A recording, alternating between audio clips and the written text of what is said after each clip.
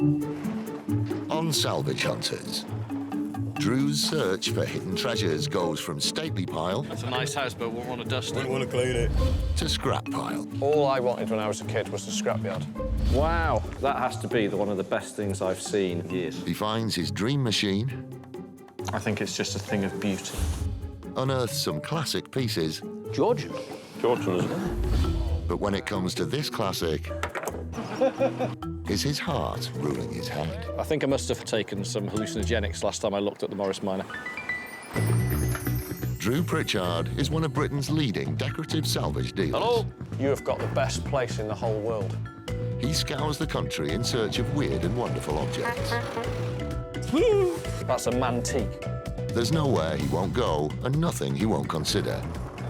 With help from his wife, Rebecca, He was telling me he drove in a tank. Now, if that's not midlife crisis, what is? and a team of renovators, he transforms thousands of items from junk to gems, which then find new homes in houses, bars, restaurants, or even lighting up your street. Yeah.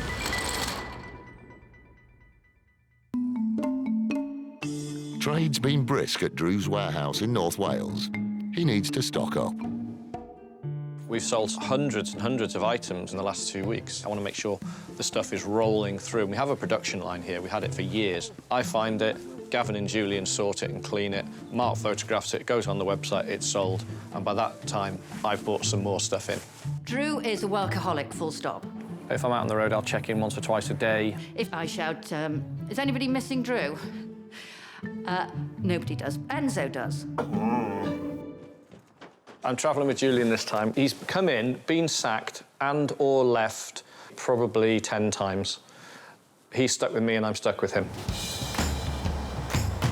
Drew and Julian set off on a 5-hour trip to Dumfries in Scotland. So, another beautiful day in Scotland, as they always seem to be. And we're off to the Buccleuch estate. Yep.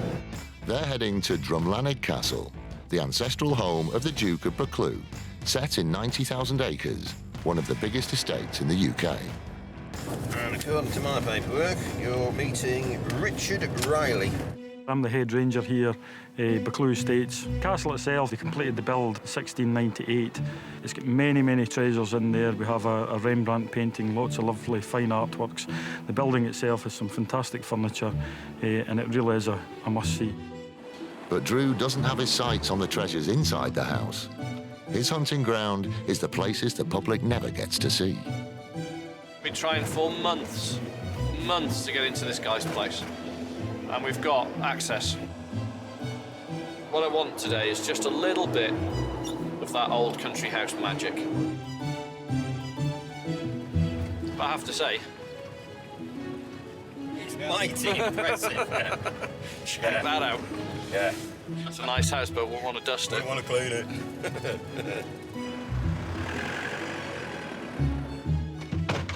Nice to meet you. This is Jules. Hi, Julian. How are you? Pleased to meet you. How you doing? Welcome to Drumlanrig. The Duke rarely sells to dealers outside the big auction houses.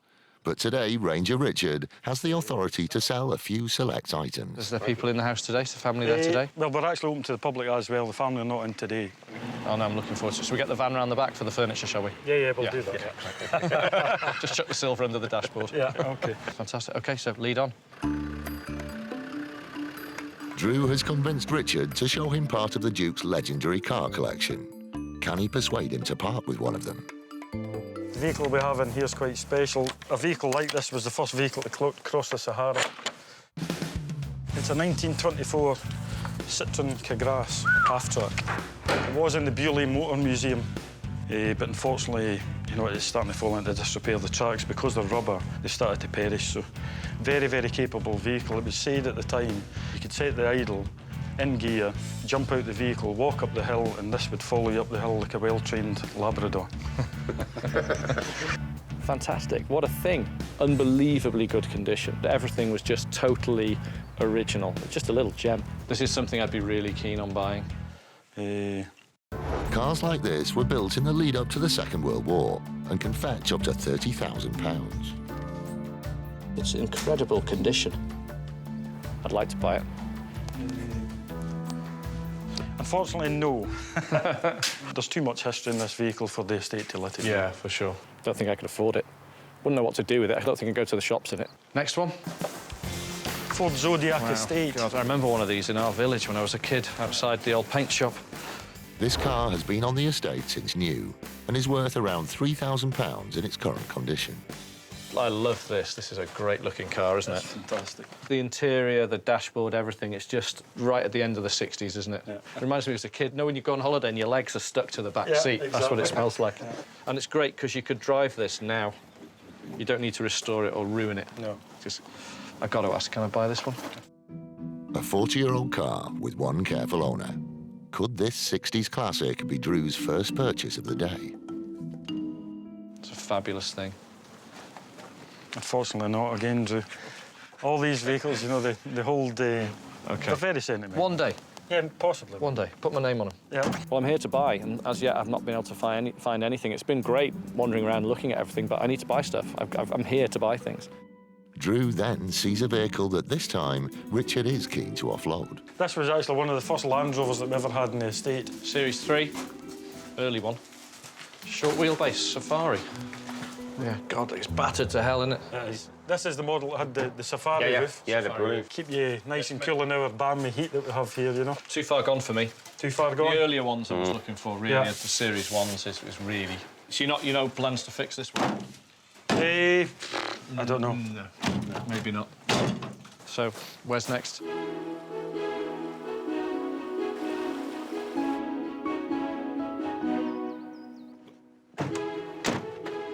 Cool, so what's this place? This is Morton Mill, Drew. It's a mill for processing grains, you know, wheat, barley, oats, basically.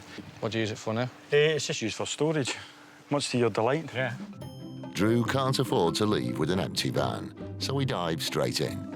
Finding stuff he wants is no problem, but finding stuff that's for sale is. Unfortunately, these benches, they're not a goer. The pews are they? Unfortunately not again. Drew's frustration levels are rising. Then, Richard pulls out several tempting items. PRX, original, they would have come out the stable yard at the castle itself. Yeah, they're quite nice, aren't they? Yeah. They would actually been made by the blacksmiths on the estate. Yeah, they're estate made, aren't they? Yeah. In Drew's world, provenance is everything. The fact that they were made on the estate could double the value of the hay racks. They could fetch as much as £150 each. That's cool. It's a nice saddle horse. There's another one. Yeah. One here. So you've been using this for display, have you? Yeah, it was used for the display of saddles up at the stable yard at the castle itself. Fab.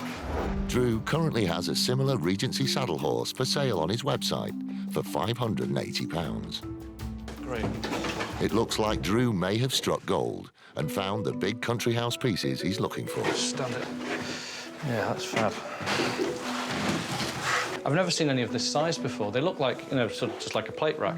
Yeah. For drying plate, just on a huge scale. Just a good-looking period piece as well. They're in nice, untouched condition. You can see traces of original paint all over them. And the wear there where things have been slid in and out constantly. These could bring in £1,000 for the pair on the retail market. This is the place I wanted to get to all day. This is great. There's loads of stuff. There's a lot you just walked in straight away and said, you can't have that, you can't have that, you can't have that, you can't have that. But then to dig out these. It's now up to the Duke. Do you want to make a phone call, see if we can have a... Yeah, I can do. I'll go and... We could buy them? I'll go and make a call. I'm hoping Richard comes back with good news and that we can do a deal on this sort of stuff. I'd be so happy if I could walk away with the large racks and the saddle horses. Richard, what did he say? We can't do the saddle racks.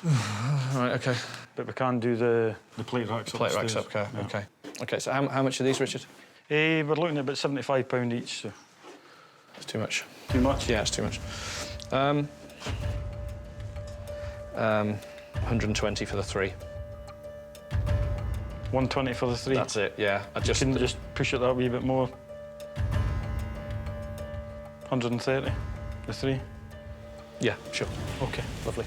Nice. Excellent. OK, so we've bought some stuff. That's great. So what do you want for these? Probably looking about 300 quid for those, I would say. Can you do a little bit better? Knock a little bit off, maybe?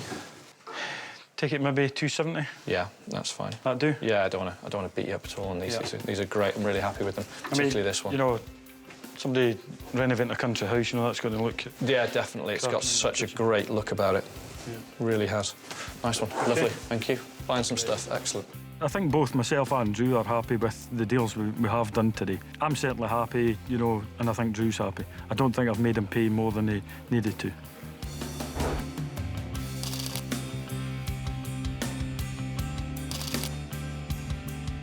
It's a real privilege, and you've got my number. I have. Give me a call. It's so good to get in here and to buy stuff, get a good connection, find something I can sell at a profit. I've got somebody in mind for the plate racks, and I'm not going to have them long, so yeah, really, really pleased. Another 5-hour drive later, and Drew and Julian arrive back at headquarters in Wales. Hello. Hello. How you doing? Hello, hello, hello. Hello, hello. Hello, hello. Aye, aye. It's nice to be back. Scotland was really good. We bought some great stuff. Thought they were quite good, and do you know what I think they could be? Console tables. When they're excited and when I bring something off the van, it just sort of go, yeah, great, did that right, next one. With an empty van to fill, it's not long before it's time to hit the road again. This time, Drew's taking restorer Gavin with him. See those bench ends there, Gav, right next to you? Can they be used or not? Gavin is restoration, sales, lifting, shifting, delivering, and he's coming on the road with me today. They're on their way to Coventry, to a narrowboat builder and restorer called Pete Gilbert. It's not the boats they're going to see, but his scrapyard that's been built up over 3 generations. Any chance I got to roam around scrapyards when I was a kid, I was there. And nothing's changed. I'm now 40 and I'm still doing it. But now at least I get to make some money out of it as well. And it's a proper old-school scrapyard. It's the sort of scrapyard I dream about. It's a canal workshop. He lives in a canal boat in the middle of a scrapyard. It's like my dream place to go. Must be close. It's around here somewhere. Is that it over there? Yeah, this is it. Just turn down here on the right. That's the place.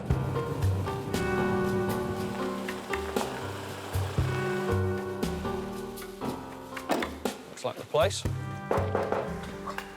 Oh, hello, fella. Hello, mate.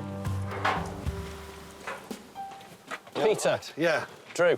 All right. How are you? Cheers. This is nice Gav. to meet you. How are you? All right, Gav. You good? Yeah. Hello. Wow. You have got the best place in the whole world. Pete's place to me is just like heaven. I think I'm probably like 1 chromosome away from doing this, but I'm not far off. I could easily end up like this. You know, left to my own devices, this could happen. It's from my great-granddad, my dad and me. We got old engines and stuff and bits and bobs. It just gets better. You see why I'm happy? Come on, go up you go. He's a handsome devil, isn't he? That's it. This takes me back to being a kid and rooting through junkyards. You just don't think places like this exist anymore. My great-granddad, he built this place. He was a boatman. The yard covers around an acre, so Drew's going to have his work cut out to see all that Pete has to offer. I do need to spend 2 weeks here. I need to hire a canal boat and stay here for a couple of weeks. There's so much stuff. Every time I turn around, I'm trying to find something else.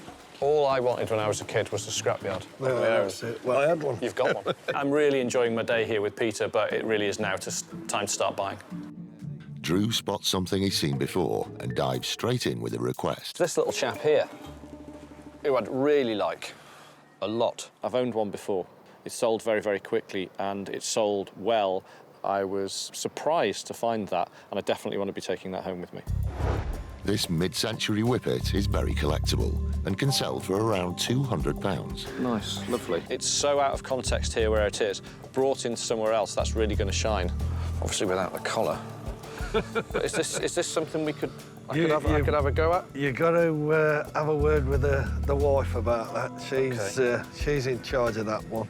He has to talk to senior management, and we'll see how we go. He's worth a few quid to me, so... She wants some money, so I'll try and tell her that's the only way to get it. Sell it to Drew. Drew will need a strategy to get reluctant Pete to start parting with anything. I think for the first thing I'm going to try and buy off him, I'm going to go for something that he is less interested in. You got any more of them? Before we go back to the pinks I really want. Yeah, these are good. They interested me when I seen them. Fantastic. Good, aren't they? These yeah. old enamel factory That's pendants. it, yeah. And they're 1950s sort of factory lights, and I love them. We're always buying and selling them. Do you know the top section for these? Yeah. Not all of them, I don't think. They were just built for industrial purpose, but they translate very, very well into using them in residential and interior design projects. They're always beaten up, but that's part of their charm, all the rust and everything on them. We can restore them and have them rewired in-house in a couple of days. Oh, there's the top for those lamps, yeah? Yeah, that's it. I should go over and twist and go, shouldn't it? There you go. That's it. If we could have found, I'd rather buy 6 than 3. What sort of price can we do on these? You'd have to shout me what you'd want to give for them. The shape's great, it's stylish, and everybody wants these. They're things I can sell. Industrial lamps are popular with interior designers, and once restored, Coolicons like these can fetch around £175 each. Well, if we said for the 3 large ones, £75?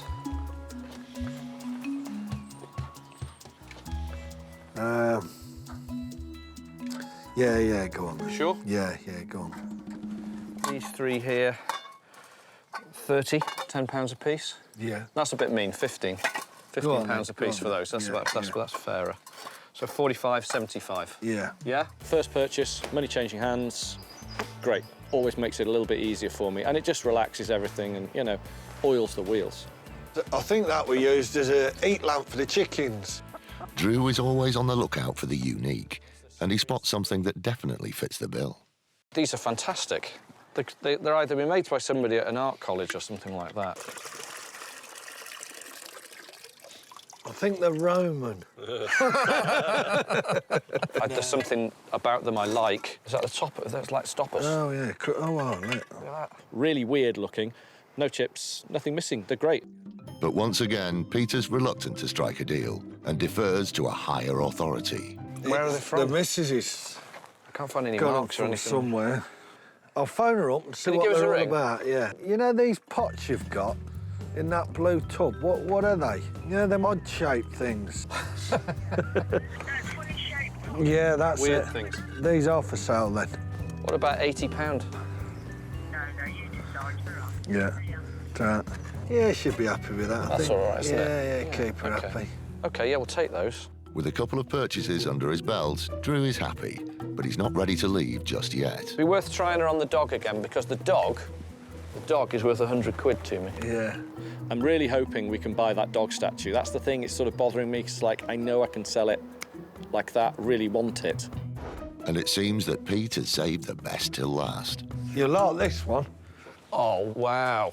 Fantastic. Just as we were leaving, and we're just about to leave, and I said, oh, what's that in there? Is this an original Tourer? Yeah, it is. It's a proper Not a one. conversion. It's not a cut-down one. My first car was a Morris 1000. I think my second car was a Morris 1000. I've owned, I can't remember how many, at least 10. So, 66? I think, yeah, it could be. D66, yeah. My mum had a Morris 1000 convertible. I think it was the same colour, or pale blue. Can you get it out? Oh, it all drives and everything. OK. Yeah. Massively popular car, made God knows how many of them, and loads still going. Brilliant little cars. We're just going to try and see if we can get this little fella started. Did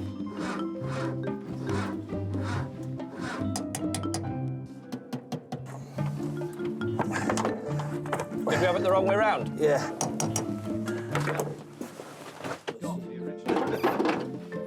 Try that.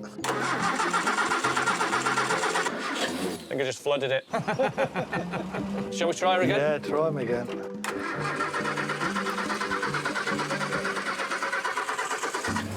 Hey! Beautiful. Tools of the trade. Buying a car in this state is a gamble, but an enthusiast could pay from £800 to £1,000 for a restoration project like this. What sort of money are we looking at? I don't know, I suppose it'd be like 800 quid.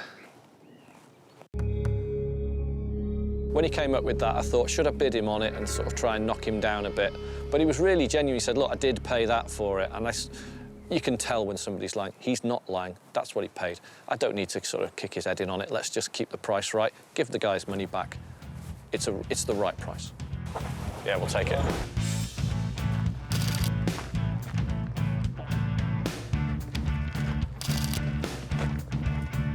Yeah. And just as they're off, Peter arrives with some good news.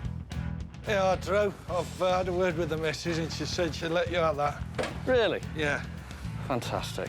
All right. That's then. brilliant. Yeah. Thank you very much. Well, Yeah. it's been a pleasure. It really has. I've enjoyed myself. And me. No Very end. good. A very good day. All right then. Fantastic. Drew heads off to Morecambe with Gavin.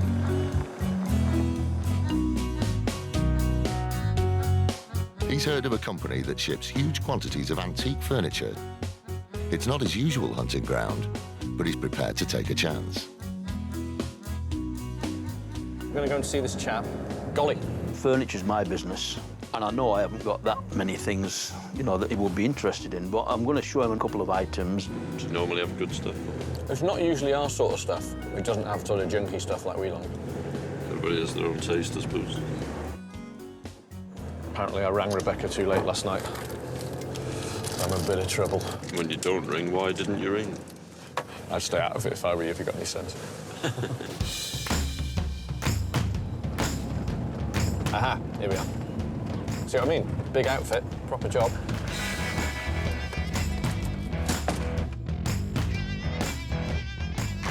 Hello?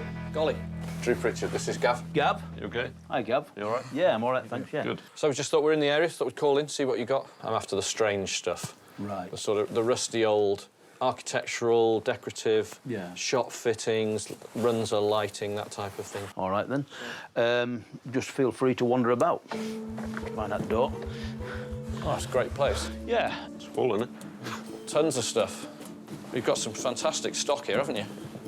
Golly's business and what I do are very, very different. Golly sells what we call shipping furniture and brown furniture to the international antiques trade. Normally, you'd be squeezing down these alleys. You just had a big order go out, have you? Yeah, just up about 6 then? containers. Fantastic. I'll show you, these are the containers you're filling now. That's one, yeah, and there's another one that's out there. There's another one there. Big business. He's been doing it longer than I've been born. It's nice to see young people. You don't see many young people now coming into this business. So how long have you been doing this, then? Started in '67. Was your father doing it? No. Really? No, I started off as a musician. Did you? Yeah. Really? You know, I was playing in different rock and roll bands and scared to death to have to go and get a job. You know, it terrified me. What else would you do if you weren't doing this, isn't it? I don't know. Well, nothing. You just sit about eating and drinking, just getting fatter.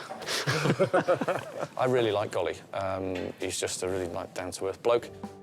Golly's market is a different market to mine. It's a good market that he has there, and he's obviously doing a really good job. My market is totally different, and what I'm after is always the tatty thing in the background. Drew spots some vintage toys, which he knows are very popular with designers and window dressers. Oh, I like that, Golly. This is cool. Yeah, I've had that a long, long time. It's a little Vespa. Little Vespa, little 70s. Yeah. 70s Vespa. Is it 70s? Yeah, that's 70s, that Yeah. one. Is it electric or something, is it? I don't know. I do home in on anything Vespa Lambretta. I always really like it, and I've got a couple of Vespas in the house. I've got some old fairground ride Vespas in the house, and I think that'll be joining them, hopefully. Motorised Vespas like this are rare and popular with both toy collectors and scooter enthusiasts. They can sell for upwards of £100. What can we do on this? If you want it, Drew, I'll take 120 quid for it. Ooh, yeah. Do you think that's dear? I do, yeah. I do. Right. I do. Well, maybe it is. Yeah. You've maybe seen more of them than me. Yeah, yeah. Golly has been selling for almost 50 years, and Drew's beginning to realise what he's up against. Oh, well. He's putting just the right amount of pressure in just the right. He's pushing just the right buttons to get me to buy stuff. It's very good. I do think it's a little bit on the uppy side, yeah. Right. Could you do 80 quid? Can we come back to it? Yeah, I'll let him have it, but don't tell him yet. Sure. If I can sell you a bit more stuff. All right, let's have a look. The and see answer what will else be is there. yes. OK, all right, let's have a look, see what else we can do. Right. I'd rather spend some more money as well. Right, OK. I've had some bloody interesting stuff over the years. I like the little bar. That's quite funky, isn't it? Look at that. Yeah. You see That's in, great. That's now, so that. in. I really like this, all this sort of faux plastic marble. I mean, I remember this new in the shops, this stuff. You know, but fellas like you, it's like a novelty. Young whippersnappers like me. Yeah. Yeah. I like it. It's so bad, it's good.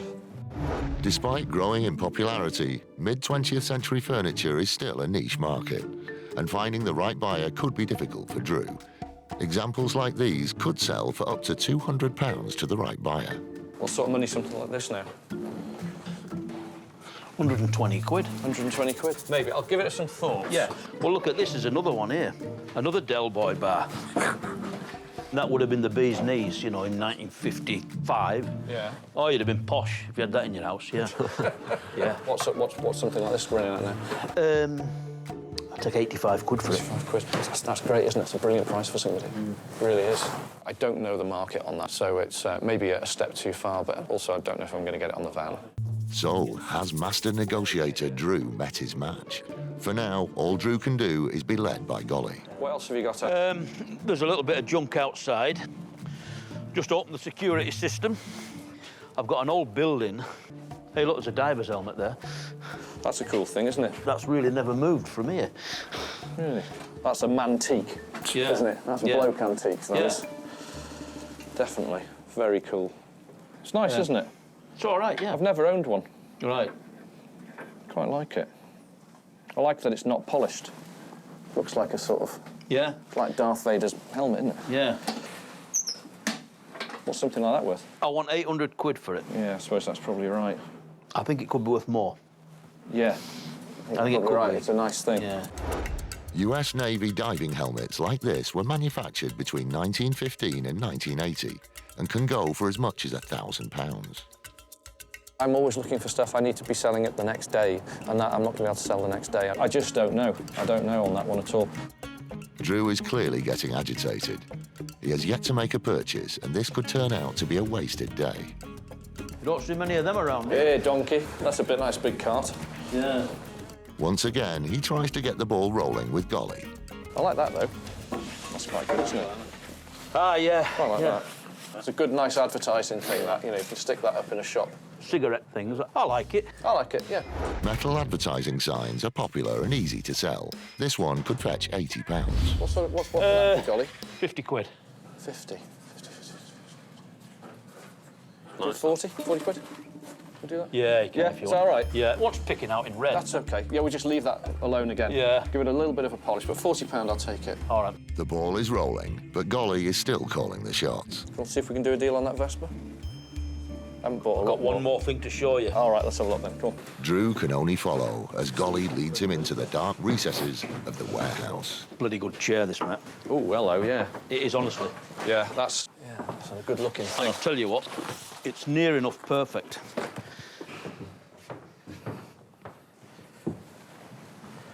Yeah, I like that a lot. I like it. That chair is just lovely. Great shape, size, colour. It's everything I like about furniture at the moment. Have you had it a long time?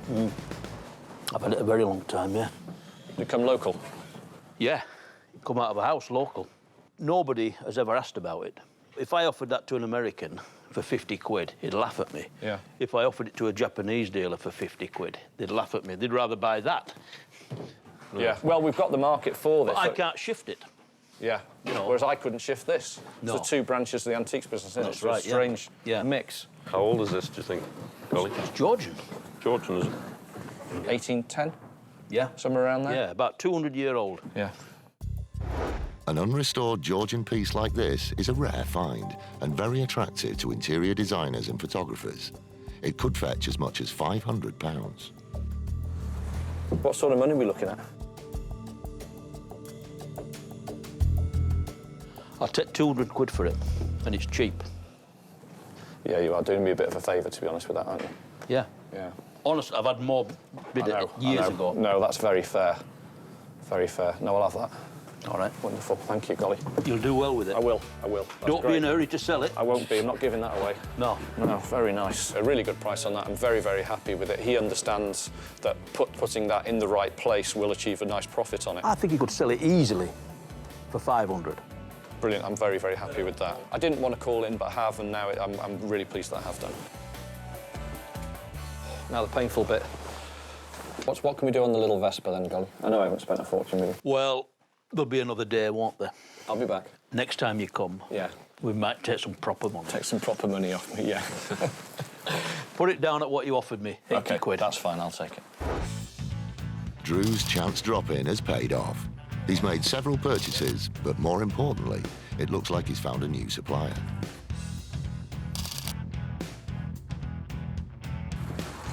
Drew can find a home for this stuff. Well, so can I. It's Drew. If he's happy for me to come back, and he now knows the sort of thing I like, and he said, you know, it's not the stuff he can sell. So that's where we want to be.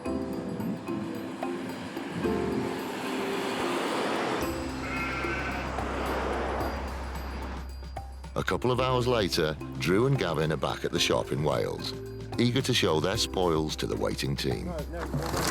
Lovely, isn't it? It's just got something about it. Just really well, just a great looking thing. Look, another one of those. Look at these as well. Jugs. That's good. I like them. I like them. Look, there's some good things in here. How cool is that? Brilliant. That is fantastic. Lovely. Straight inside. That's nice. What do you think of this? Once. Hey? Yeah, I like that. Once unloaded, the items begin their journey from junk to saleable items. I've got some hooks here. I don't know if they're the same thread. We might have to just get a little step-down adapter for them. All these need tidying up. The insides are nice. They're not bad, actually. They're not bad at all. We've got to spend a few quid on them. Ollie's got to totally rewire them. We've got to get a nice bit of industrial chain. It comes through to the photography area. It's photographed and goes straight online by Mark. Basically, just showing it off in its best light. We'll measure its size. That's a brief description, bit of research of how old we think it is, and then we'll put it on the website as soon as it comes in. And in a few short hours, the Vespa will also be for sale. It's not a rare item by a very long way. Now it's cleaned up, I don't think we're gonna... I can't see myself keeping it. It's not really... the other one I've got at home is much nicer and a much earlier from the 50s. This one's a bit too late, and I think my wife will have a fit if I bring another toy Vespa into the house. Today is a big day for sales manager Mark. Watch that corner, watch that corner, watch it. It's his first trip on the road with Drew. He's found a lead that he knows Drew will like. Do you know what you're doing? Yeah, driving. But Drew is already regretting his decision to let Mark drive. You drive like an old lady. Right, this side of the road, that's it. Gone the wrong way now, you dip. Just do 60 and don't hit anything. So where's this place where we're going? Where is it? It's in Basingstoke. Okay. I think today is going to be a bit of a treat for you, Drew. Is it? I think so. Why is it full of strippers? Yeah. Why is today going to be a bit of a treat? Today we're going to see Ricky Kenway. My name's Ricky Kenway. I like to buy mechanical things, cars, motorbikes, clocks, things like that. He's got like a semi-motor museum, and he's got, look at this, he's got an Indian. An Indian motorbike? Yes. No way. Yeah.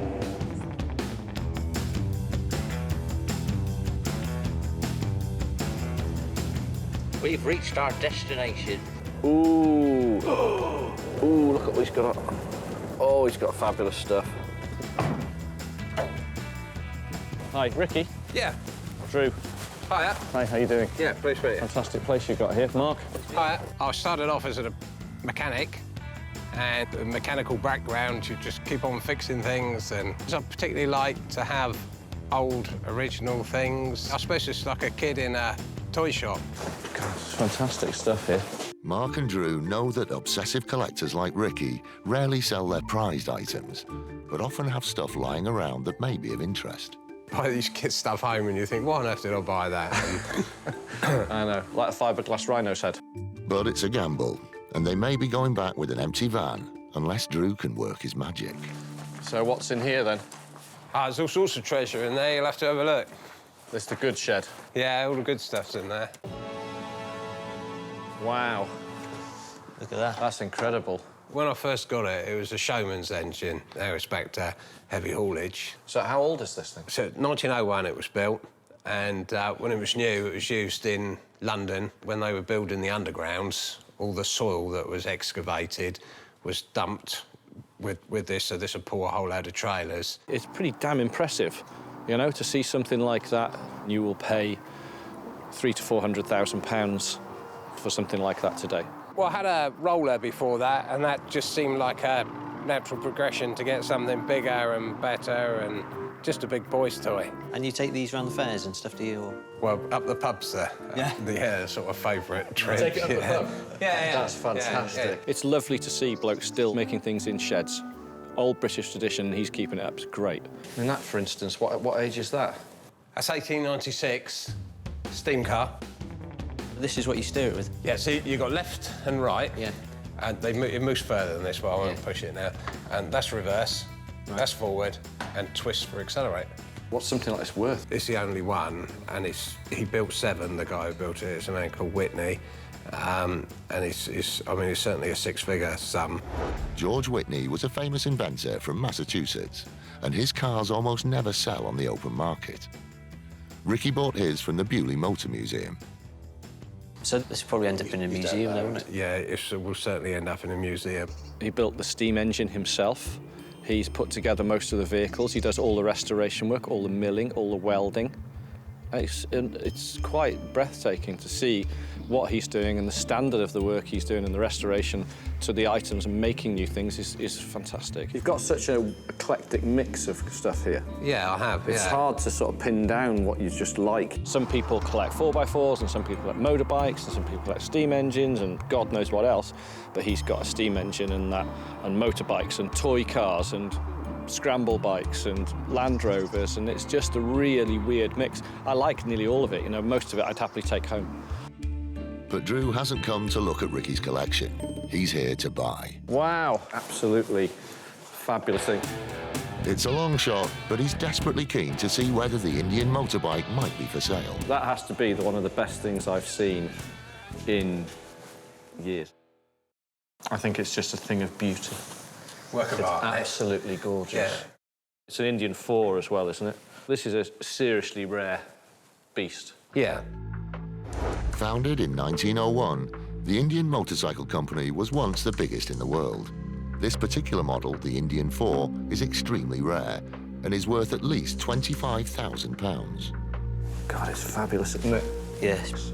I couldn't afford it. I'm not even going to ask. Just as well as Ricky can't even decide if it's for sale or not. I never say never, but I'm quite keen to hang on to it. Yeah, well, I'll keep saying I'm going to keep this one. Can we see it going? Yeah, push it out. I'll ride Really? it around for you, yeah. Fantastic. I don't want to drive it. No. I do want to drive it. I'd love to ride it. Yeah. But I don't really want to ride it. No. All I could see was me falling off the Indian and then the massive bill. That even sounds beautiful, doesn't it? God, he's got all the toys, hasn't he? What do you reckon? Wow, fantastic. Can I get a photograph of me on it before we go? Yeah. Oh, yeah, is that all right? Can I just get one? Can you take one on here? I know you're very enthusiastic. I am dead enthusiastic. Yeah. I feel like a little kid. A lottery win, and there's several of these coming to Pritchard Towers. That's for sure. I think the wife might leave me, but still. Oh, well. Be worth At least it, you'll have an Indian. I don't know, I haven't seen the wife yet. Fabulous. Go on then, let's put it back in the shed. The Indian motorbike is just in a league of its own, but I've got to buy things all like that. Yeah, I thought you might find that. Yeah. Little Bibendum Michelin man to pump your tyres up. Finding something he wants to buy is not a problem, but finding something that a collector like Ricky is willing to sell is another matter. So what's this worth now?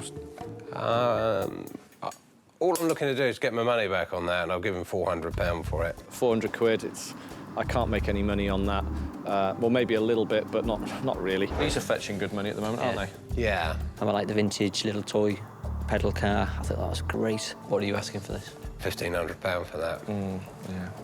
Yeah, for a pedal car. It's a lot, isn't it? Yeah. But it's nice. I love it. But it's a pedal car. There's not a lot of profit for us at the end of the day, which is why we're here. It's a frustrating day for Drew and Mark.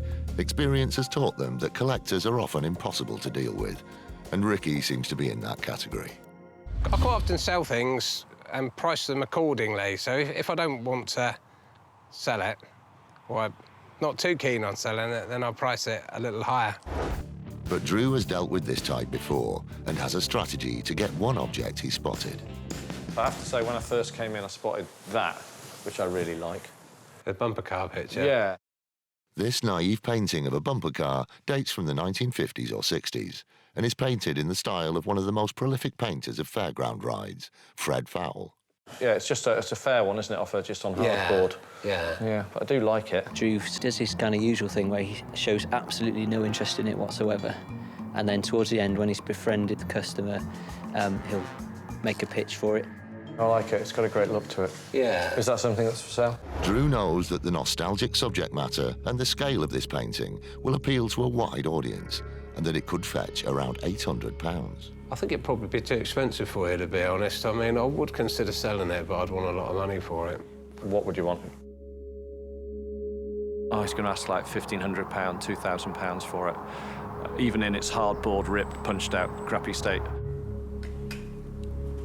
£500. £500. Mm. I'll give you £400 for it. Well, it's tempting, isn't it? It'd be a big empty patch on the wall there, wouldn't it? Yeah. No, I like it that much. Meet in the middle. 4.5? 4.5. Really? Yeah. Mm. I'll have it. No, lovely. Super stuff. Really like it. Lovely. Great. I really like it. I don't know why I sold it to him, really, but I don't know. I'll find someone else to hang up there now. The look and the expression on their face and everything about it is just so good. That single painting sums up what I do and what I like about the business the most. It's quirky, it's original, it's rare, it's weird, it's decorative, it's cool. It's got all the things I like. Nice to meet you. Yeah, and you. See you again. Yeah, OK. Cheers, bye-bye. Yeah, bye.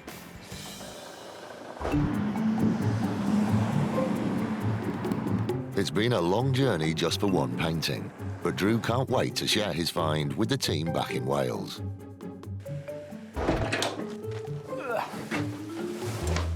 Do you like it? That's a gem. I think it may be ever so slightly out of scale. No, that's what's great about it. It's totally out of whack. It's completely out of scale. Perspectives, all wrong. Yeah. All wrong. Do you like it? Anybody like it? Hands up.